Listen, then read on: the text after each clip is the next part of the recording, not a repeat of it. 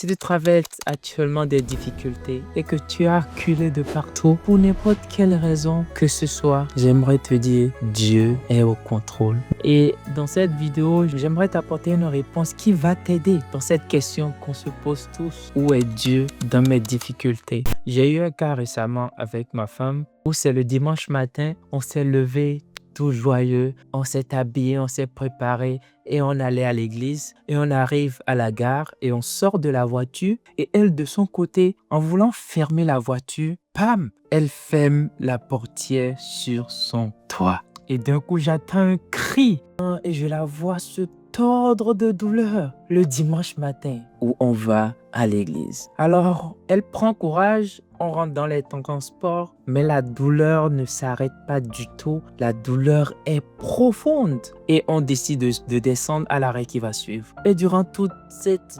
demi-première journée, elle a eu que des douleurs et des difficultés. Et en ce moment, je me suis aussi posé la question comme toi, où est Dieu dans cette difficulté et pourquoi est-ce que cela se passe maintenant? Et c'est là que j'ai compris quelque chose. Dieu était présent. Malgré tout ce qu'elle a traversé, vers la soirée, elle était seule, tranquille et elle reçoit une révélation. Une révélation puissante que personne ne pourra lui enlever aujourd'hui. En se rappelant de cette douleur, elle entend en elle-même: si ce petit doigt t'a fait autant mal, jusqu'à ce que tu t'es demandé où est-ce que Dieu était dans cette situation. Imagine ce que a dû traverser Jésus quand tout son corps était frappé, cloué à cette croix. Et elle s'est mise à genoux et elle a commencé par pleurer d'adoration, de louange. Et c'est là que j'ai compris que parfois la difficulté te révélera un aspect de Dieu que tu ne connaîtras jamais si tu ne traverses ces difficultés. C'est ça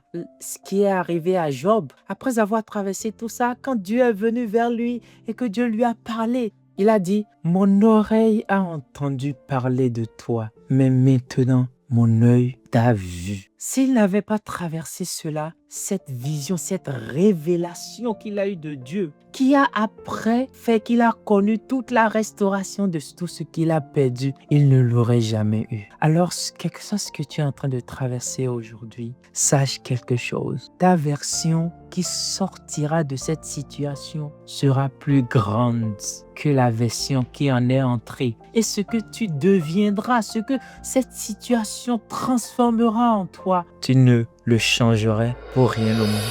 Je te propose quelque chose qui peut même accélérer la sortie de cette situation. Commence par rendre grâce à Dieu. Dis-lui merci dans la situation, car c'est le seul moment où tu auras la chance de remercier Dieu, même quand tout va mal. Au ciel, ce ne sera plus possible parce que tout va bien là-bas. Et c'est ce qu'on appelle le sacrifice d'adoration, le sacrifice de la louange. Alors, dans cette situation, lève-toi comme Paul et Barnabas et commence par louer Dieu. Et tu vas voir si les murs ne vont pas s'écrouler. Tu vas voir si la terre ne va pas trembler et que si les portes ne te seront pas ouvertes et que tu ne sortiras pas vainqueur. Dieu te sortira de cette situation. Alors je prie pour toi dans le nom de Jésus.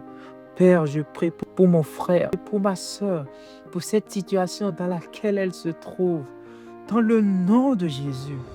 Seigneur, je prie que tu la fortifies dans son homme intérieur et que tu lui donnes la foi qui déplace les montagnes, que tu la fortifies et que cette situation puisse devenir devant elle, comme l'a dit Caleb, du pain à manger pour qu'elle soit plus forte. Dans le nom de Jésus, Père, bénis-la, ouvre-lui les yeux et délivre-la de cette situation au nom de Jésus. Que le Seigneur te bénisse. Et la chose la plus importante, c'est que tout tourne autour de Jésus.